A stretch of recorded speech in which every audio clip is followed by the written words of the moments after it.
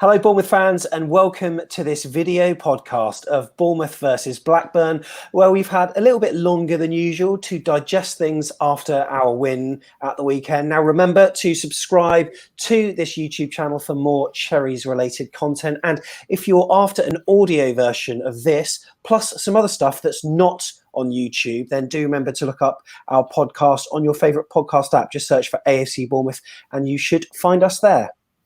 Right then, 48 hours have passed and we've all settled down, and Jeff Hayward, he is one such supporter that's feeling pretty upbeat, and he's here with me. Jeff, how are you? Yeah, pretty good, thanks, Sam. It's been a weekend where Cherries are sitting in the top half of the table, and we got back to winning ways on Saturday against Blackburn Rovers. It was a satisfying performance, a tentative start, the usual Bournemouth mistakes, and a return to the kamikaze Cherries brand of football that we all know and I think love. Yeah, I think one side that's going to be title contenders against one that's probably going to be upper mid table. One side that was a little bit complacent about the quality of the opposition, and had to work harder than we probably thought at the time. But came out on top of it in a thrilling game. It was very much like Liverpool Leeds in the Premier League, I thought, actually. We were a bit sloppy as Liverpool were, and took just a little bit complacent, particularly in that sort of first half and that middle bit of the second half. But, in a funny way, always thought we were going to come out on top. Yeah, it was a game which was end-to-end at times. I thought the first 20, 25 minutes was pretty poor, but then after Stacey's goal, it opened up. Blackburn had the high press, so they knew how to deal with us up there, but it took a moment of magic from him, a great strike from 25 yards or so to put us 1-0 up, and then the game really kicked in. And as I said earlier, some people could call it kamikaze, and it's one of those matches, I think, that if we get the points, people call it entertaining, but if we don't, they call it reckless and schoolboy. So it just depends how the result fell. But like you say, I always felt as though we had more to give, and we were almost playing at 75%. And when we needed to, we upped our level.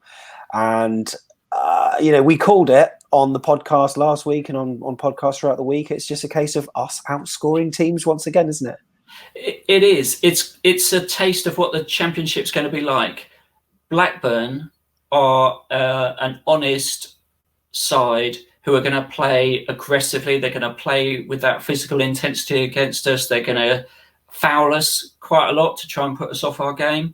And we have to be up for that physical part of it, as well as being able to be better than them in terms of the quality we've got on the pitch. And I think there were times in that first half where we played some really nice one-touch football, but then there were times where we just invited pressure onto us with the way that we tried to pass through them from the back. We didn't help ourselves over hitting passes to Mark Travers, just being a bit sloppy in trying to get the ball out, very much like we were for patches last season when teams did that against us. And yeah, it took us about 25 minutes before we decided, we're just going to go long and stop messing about, which, again, just thinking a bit quicker on the pitch, you can see that happening. Just go a bit longer. Don't invite the pressure, because it gave them confidence. And even our goal, right? We mess up a corner routine. It looks like nothing's going to happen. Get the ball over to Stacey, and I don't know about you, but I was thinking, don't have a go from there. But what a peach. Yeah, an absolute peach. And it was a short corner, and I wasn't sure whether it was an intentional thing, because I think we did a couple of short corners throughout the game.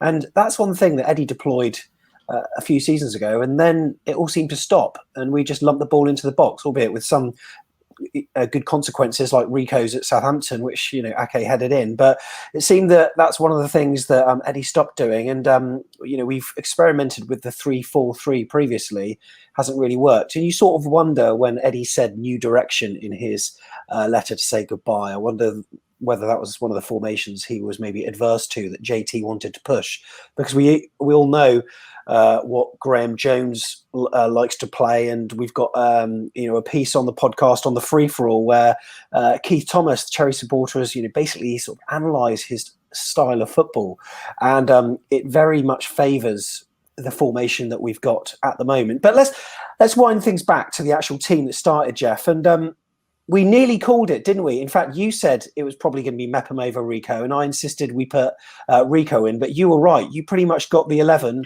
nailed on. Were you happy with that formation when you saw it and the players? Yeah, Rico was carrying a knock, so he would have been in contention, I'm sure. And Mepham went off late on. I don't think he's completely match fit yet, but yeah, I thought it was going to be that. I thought that Stanislas and Danjuma would get the nod over one of those two, and Brooks, just because of the greater sharpness that they'd shown in games, both pre-season and towards the end of last season. Brooks feels to me like he needs to be eased back into things, partly to protect him, partly to make sure we get the best out of him when he is match fit, rather than sort of make him start from the beginning and cramp up after 50 minutes, which was happening towards the end of last season. So yeah, I was pleased with that. I thought the way we actually started playing as well. You talk about Eddie playing that sort of lineup where it's 5 at the back or three centre halves and 2 wing backs pushing up. But actually, whenever Eddie used to play that, and I'm not sure whether it's the personnel that we now have available to play in those slots, but it always felt too rigid, and we ended up as a flat back 5 when we deployed that, rather than an aggressive go forward 3-4-3. Whereas I thought Saturday, actually, we played with fluidity from the start and kept that going right through the game, which was really pleasing. I think Smith and Stacey have been told to get forward as much as possible, and they've shown that they can do that last season. Stacey, especially on the right, I was really impressed with him in a number of games. Against Arsenal, I thought he did very well at the Emirates. But I think that, first 20, 25 minutes of that game, it wasn't much really going on, but we controlled it, I think.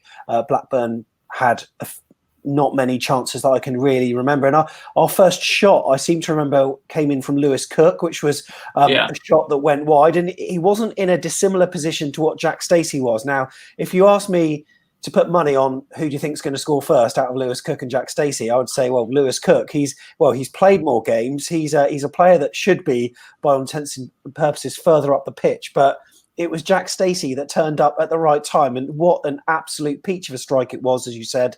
It was going towards the keeper, wasn't it? And then it just bended off, and I think it might have even hit the inside of the post as it went in. But what a cracking strike that was. Yeah, he just hit across it, beautiful fade on the ball, took it away from the keeper and skimmed the turf. So absolutely no chance. Beauty. Who had money on Jack Stacey being the first goal scorer this season? Not me. Certainly not me.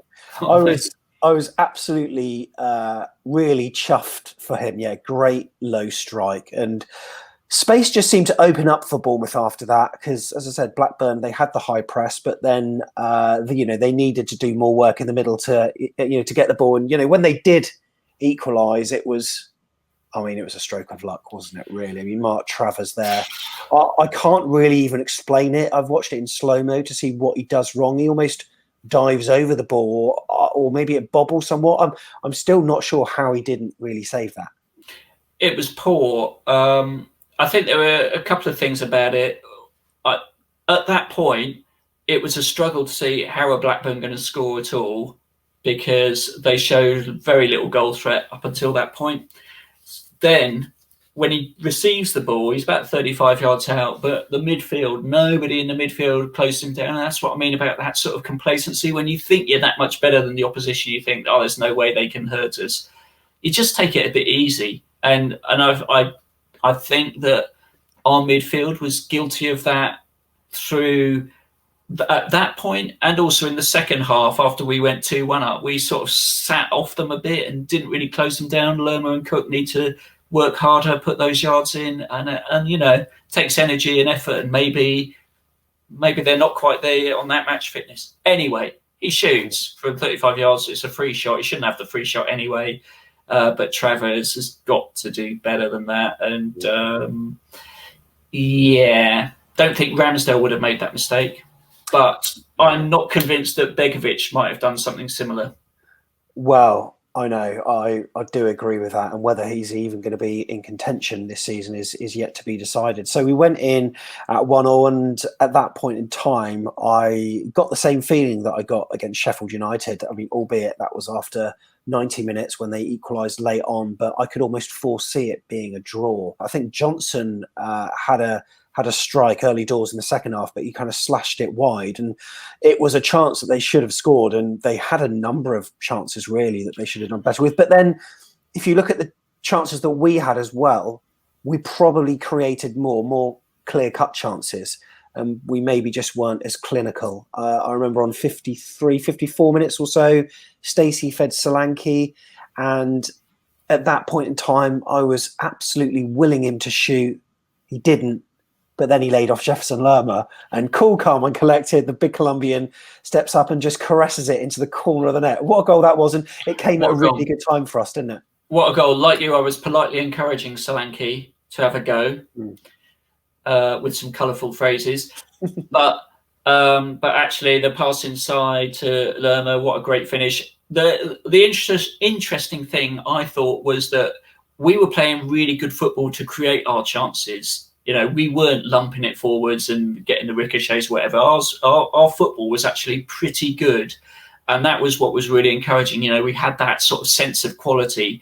What was worrying was that Blackburn didn't really have to work that hard to create their chances. Yeah. And if they had better finishers, we could have been in serious trouble. And I think that's what I mean. You know, we've got to recognise that they may not have the quality, but they will fancy having a go at us, because physically, if we're not up for it and we don't put our bodies on the line, we're going to be vulnerable. So to go 2-1 up, fully deserved. And I thought actually we'd kick on and be quite comfortable after that. Yeah, so did I. It's fair to say that Blackburn posed more of a threat than even West Ham did. I mean, I know West Ham came back to 2-2 as well, albeit the scoring pattern went differently, but they were set up a lot different to what West Ham were. And I thought that despite the fact that they didn't have the attacking edge that West Ham could have, I just thought it was a much stiffer test. And in a way, I mean, you know, in hindsight, I'm looking back at the 3-2 now and thinking, as I said on the free-for-all, I'm kind of glad that it didn't all go our way, because it shows JT that we can't be complacent in this league. And that was summed up by the Blackburn equaliser, 2-2. Well, in fact, before that, Solanke could and should have made it 3-1 because Danjuma fed him, and it was a great, terrific save. A great save, and he was in the right place at the right time. And I'm not really sure what else he could have done. Really, well, just perhaps hit it more higher into the roof of the net, perhaps. But he's getting into the right positions, which is a positive thing to see, isn't it? And again, the creativity, you know, Danjuma had a fine match all afternoon, was causing them problems.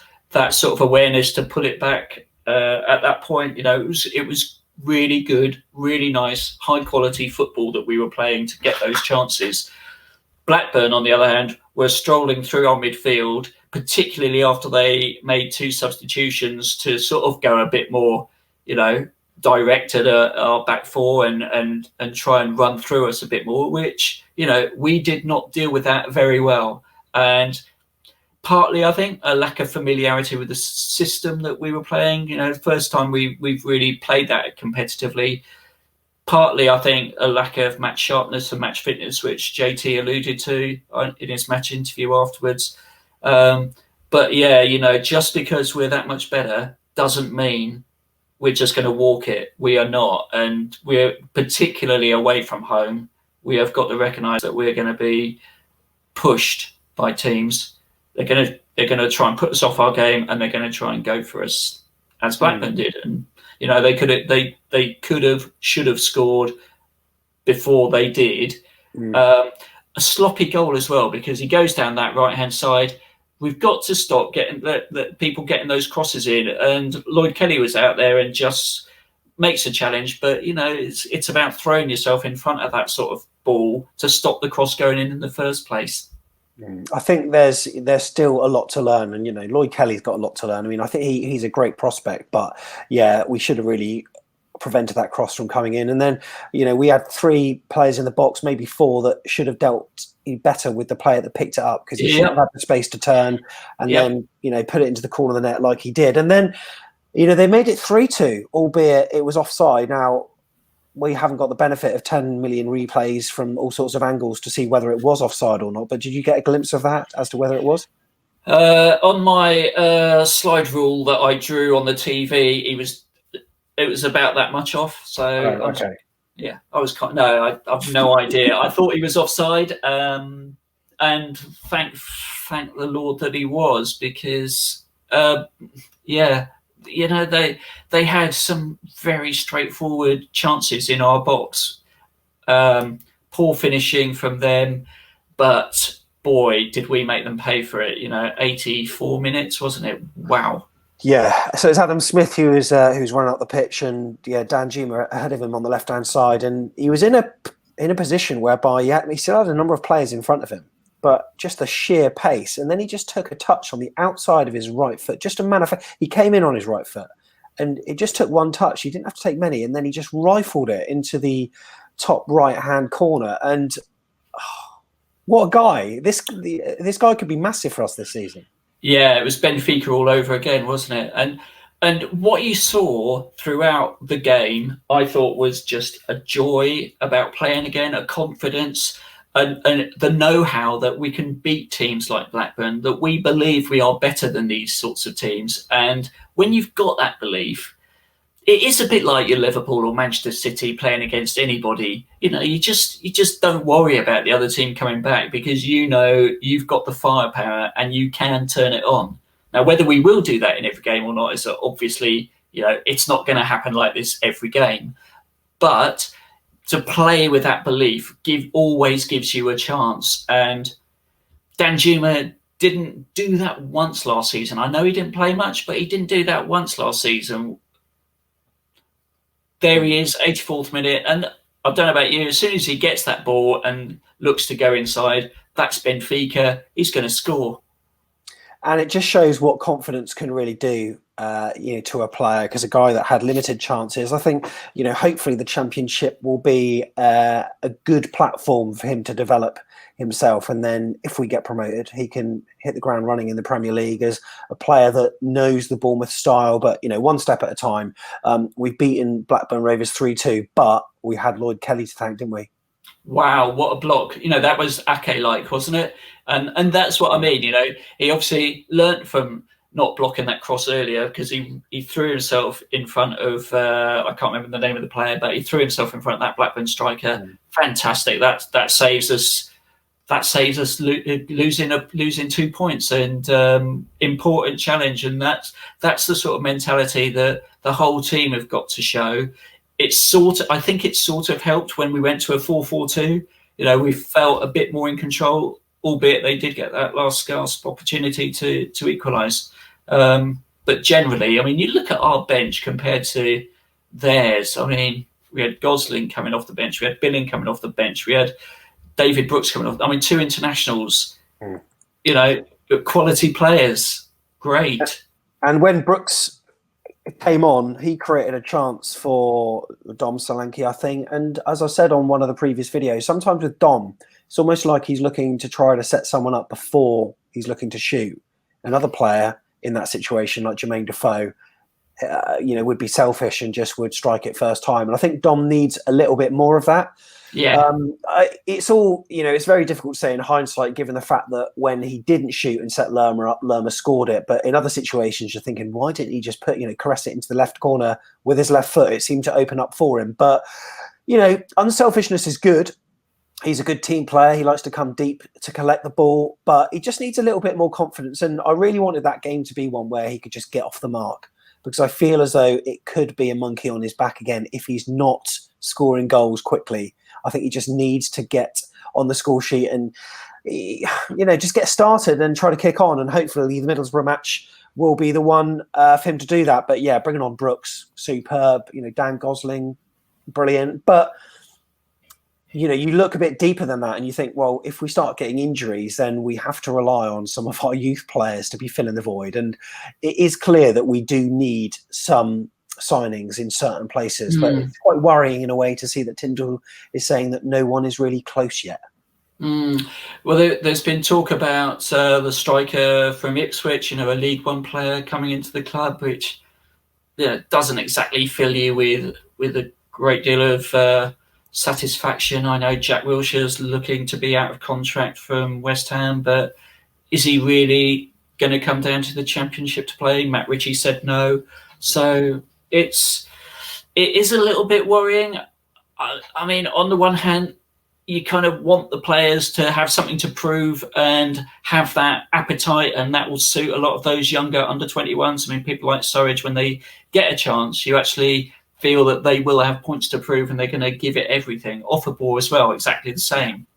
Kilkenny, I think, is one of those players that you think, he's got something to prove. But will we run out of gas? Will we run out of players just because of the relentlessness of the schedule? It's a risk.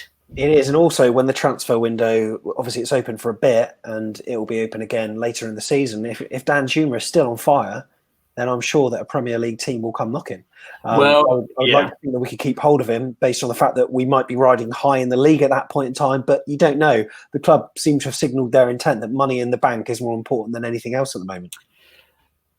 Potentially, that's a risk. I do think with Danjuma, though, he's on a long contract at the moment. He's just done 1 year. Injury issues last year are also going to help us. I think he'll need a complete season before he moves on. And no Premier League side, I think, is going to put their hand in their pocket for 30 million plus for him, which is inevitably what we're going to ask if he is having an amazing season. We've got to look on the plus side, really. I know that a lot of people have been calling it a fire sale. It's not a fire sale because people have been sold at their true value, and people have been wanting us to sign anyone. People have just been saying, try to announce someone. We haven't. But you look at the players that we have let's look at the players we got rid of, players that seemingly weren't really interested anyway. Josh King perhaps will follow. If not, that could be a bonus if we keep him. And he plays in the Championship, who knows? But you look at the players that we have retained so far, David Brooks, Lloyd Cook, Lloyd Kelly, Jefferson Lerma, Danjuma. That's a decent backbone there, isn't it? And, Steve Cook, stalwart, there's a good mix of youth and experience there. This could be a good season for us.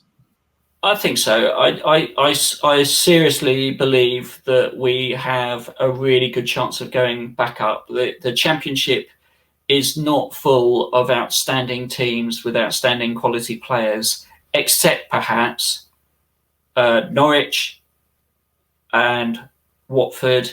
Yeah, assuming they keep hold of some of their star talent as well. Assuming Pookie stays for Norwich, assuming Deeney and Sars stay for Watford, and some of the others that they've got. That actually, our squad is really, really good quality. They've put a 50 million price tag, I see, on Brooks. I think current climate, unlikely that he will go. He's on a long-term contract. He's going to stay, I think, and that would be great for us to have those players still with us past October, because we could do something special. That game on Saturday was one of those games where you think we could score 4 easy here, and Blackburn are a decent Championship side. If we can play like that against teams like that, and we feel that we've got 4 goals in us every game, what a season we've got to look forward to. Yeah, very much so. Now, 3-2 then, and Bournemouth riding high in the league. Let's just talk about some really good points. No VAR, Jeff. So when that whistle went at 3-2 to claim, when Blackburn made it 3-2 but didn't make it 3-2, ruled out for offside, was there still a moment where you were worrying? Because there was for me, and then I thought, oh, hang on, it doesn't matter. No VAR, it is going to be offside. Yeah, it was a blessed relief, wasn't it? Lovely. And also, I don't know, the atmosphere. I know it's behind closed doors, and I know that we had to play out the season like we did, but starting a new season with no fans, I don't know. To me, I was watching the highlights, and obviously we've not got the augmented FIFA crowd sounds on this, but obviously AFC Bournemouth put on their commentary with Chris Temple, and I've seen the kind of the commentary-less highlights, and I've seen the alternative angle footage that AFCB TV have put out. It just felt in some ways like we were going through the motions somewhat, and it's really hard to explain, but it didn't feel like we'd properly started yet. I don't know if you got that same feeling. Yeah, I agree with that, Sam. I think we were about 65-70% of where we need to be, and we definitely need to be sharper and quicker to the ball in midfield, quicker at closing teams down, to make sure that our quality does get the opportunity to stand out. Yeah, well, we're all smiles though, Jeff. And yeah, 3-2 over Blackburn. We are more than happy with that. And what did you think of the performance? Let us know in the comments below. It's nice to start off with a win. I'm sure that there are improvements that can be made. Can there be personnel changes? Let us know, but do remember to subscribe and thumbs up this video as well. And we'll see you in the next one. Up the Cherries.